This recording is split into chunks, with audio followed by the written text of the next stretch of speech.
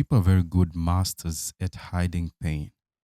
I mean, it's very hard for people to really talk about painful stuff in their lives. In fact, how do you start? You can't really talk about it. I mean, it is so easy to brush it off as something of bad experience. You feel like if there was a way of deleting it, it would have been possible for you. You would have deleted that part because you don't want to think about it. You don't think about it, right? You don't talk about it. I mean, in random conversations, it doesn't even spill out because you're good at it. You've mastered the tactic of hiding it. You've mastered the tactic of acting like it didn't bother you. It didn't affect you in any way. It didn't really change you. But we both know it together that that experience changed you. You're not the same person that you are before the experience. I mean, after the whole experience, you became a totally different person. That explains why you're more aggressive right now. It explains why you are more self focused. It explains why you are so angry right now. It explains why you act in certain ways that nobody can explain, only you can understand why you are acting the way you are. If you're new to this podcast, welcome to this episode. My name is Caleb Ngano, and today we are going to talk about things that people hide, especially pain. Pain, or how do I put it? Let me just say, people are good at hiding pain. That's the topic of this episode today. All right. Some 2 years ago, I was actually boarding a bus, and we were seated at a bus station. I was seated with an elderly guy, and he was around 73 years old, and it was so funny. I remember he made some jokes about some certain things I can't really say it on camera. It was just funny things about his family, his grandchildren, and the things that he was talking about. It looked to me like he was actually visiting them. And then we really had a good time. I was so happy that, I mean, being cracked to laugh by someone who is an elderly man, it kind of makes some good sense to me until when his bus almost arrived and he stood up and told me something that I will never forget. He said to me, "Do you know that I let you listen to the things that I only want you to listen? You can't really know that people are struggling inside. Just because people are smiling and talking and making you laugh, it doesn't necessarily mean that that's how they feel in the inside.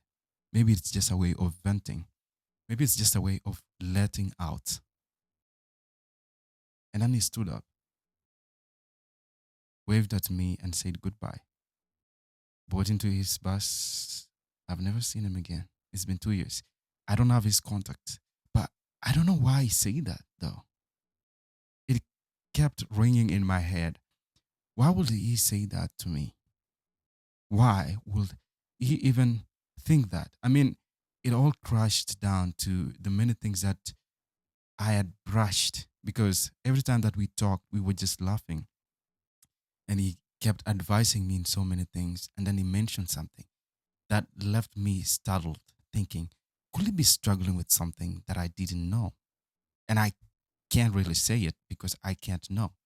But it has brought me into thinking that the many things that we see today of how people act, people are masters. They have become some masters at hiding the things that hurt them. Nobody can really know that you went through abuse when you were 13 because you don't talk about it, right? You don't talk about it. It is not something nice to say, but it changed you now. You're a different person than you were. I mean, that experience alone, maybe it explains the reason why you watch a lot of corn nowadays. And it has shaped you, not in a good way now, not in a bad way either. Okay, probably in a bad way. You do not know how to think. It just feels like your mind is controlled. Some experiences you avoided because it brings back those sad memories. Maybe it creates some sudden form of a PTSD that happened to you and you just want to forget about it. So you use jokes, you bring ideas to just mask it. When people talk about it, it is so easy for you not to participate in those conversations in that way. But you found a way of making jokes around it so that it doesn't hurt much. People doesn't know that you do not have good relationship with your parents. Nobody knows about that. I mean, it kills you every single time you are in the house. You are crying, your head off, your eyes are bleeding out with tears that you do not have a good relationship with your father. You do not have a good relationship with your mom. Or something they said when you were young, it stuck with you and it's never left you. It changes the way you think right now, not in a good way. You do not know how to think right now. Maybe that explains the reason as to why you have attachment issues. And it is affecting you. It is affecting you quite a lot because you are trying to fit in. You are trying to find your way into people's hearts. I don't know if that makes sense to you, but you're trying to be a good person. You're trying to show that, I want to fit in. You are trying to show some side of you that is hungry for attention and you do not know how to do it. And it has become somewhat so hard for you. You hide that part because you see people have good relationships online with their parents. They post videos of Happy Father's Day, Happy Mother's Day. They are having fun. You can't post yours. And you know why? Because it changed you. I don't know. It is so hard to talk about pain. It is so hard to talk about things that hurt you. Something that happened to you and it totally transformed you is probably you're struggling with a loss. And we live in a society or a community that treats loss as part of human experience, which it is. I mean, we lose people, but that is not how it feels to you. How people say versus how it feels for you is different. It must be hard, and you are going through a difficult situation. Maybe you lost someone significant to you. Maybe it's a parent, right? It's been 2 years. You can't move on past that. But the world treats it like you should be moving on by now. The fact that you don't talk about it, it is assumed that you already moved past it. I mean, we are supposed to be moving out from these things, right? Right? That's exactly how the world expects you to be acting, to be normal, to be happy. I mean, it's been 2 years now, but that's not how it feels for you. The more time goes by, the more you don't even know how to think. That person was significant to you. That person mentored you. Maybe it was your child also. Maybe they died. Sorry to use that term though, but maybe, yeah, they passed on before they were born. And you wanted to really hold them, you know? You really wanted to experience as a parent to be called mom or dad, but it never happened. And maybe that was, you had lost previous, you had some miscarriages in the past. And now this happened. And you thought, this is it. I'm going to be a mom soon. I'm going to be a dad soon. But nearing the 11th hour, you lost the pregnancy. You lost the sense of being a father, and it changed you. You've never been the same person that you were before. You do not know how to trust. The way you think right now is different. You've become some sort of, a hard nut to crack. The way you speak to people has changed. The way you speak to your wife has changed a lot. You're so arrogant these days. You're not nice. You used to be softer now. You used to be kind. You used to be very thoughtful person or a woman, kind of. You used to be very nice. You're not nice anymore. Something about you changed. You're hiding something. You're hiding it. You can't explain it. You can't explain the fact that you shout at people who try to help you. People who are so genuine, they want to just be part and parcel of you. They want to be kind. You don't see that. You act based on how you feel. It brings some sad things. And every time someone that looks like that person that you know, that you keep thinking they look like my husband. My husband died 10 years ago. My wife, she passed on 5 years ago. And I saw someone who looked like her today. And it shatters you. You look happy. I mean, that's exactly how you show it to people. You show the fact that you are happy, but you're not. You are not. You hide yourself in social media, but late in the night you cry. That explains the reason as to why you feel this way right now. I don't know if we are connecting though, but I just notice these days. You ask me why I am saying these things and it looks like I know them. I have seen these things in people. I have been in there myself. I have hide some things. There are things that shaped me when I was little and it didn't really go away. It stuck with me. And I can't really post on the online. I can't really go past it, but it's something that was significant to me.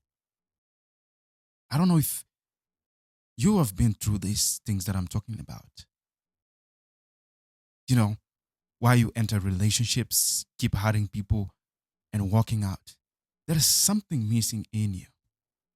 There is something, you're not yourself. You're not yourself. There's something about you that cracked. There is an experience that happened. I don't know. It could be 5 years. It could be 3 months. It could be 2 years. It could be 10 years ago. It could be 20 years ago. But you're never the same person again. You're never the same person. You are just different. You're just acting. You know how to perform it now.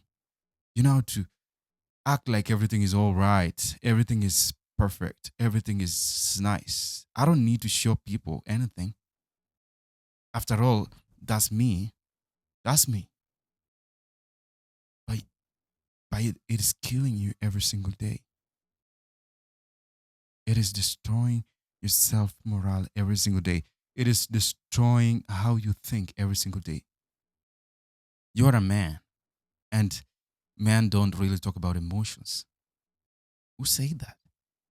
I mean, as how you grew up to think that is it, right? You don't cry. You, I mean, your father demeaned you when you were little. It is significant. It's significant to you right now with how you talk to your wife, how you treat women these days. You treat women as options. You just want to sleep with them. I mean, you have been trained that women are people that you can sleep with them, hug them, and leave them and walk out. And that's what you've become. You've become a bird person. You know it inside. You know, this is not me. This is not how I will treat people. This isn't how I will treat kids. You're not nice to kids. You don't have time with them. And you don't know the reason behind why. But maybe there's something that they told you, but it's something that you have become over time. You just treat women as options, as replaceable materials that they are supposed to be. At least that's what they told you. And it's also because of how you've experienced it yourself. That is how you should be treating them. Or you're a woman who treats men as options as well. You've become that kind of person. And it's not really too late to change, though. But, you know, we talk about change as if it's something like flip of a switch. Like you can just decide, I want to change. I have realized these are the things that I want to change. And I want to change right now. It doesn't happen like that. Change is not an event. Change is a process. How do you even know this is the problem? How do you even understand that this is something that is so painful for me?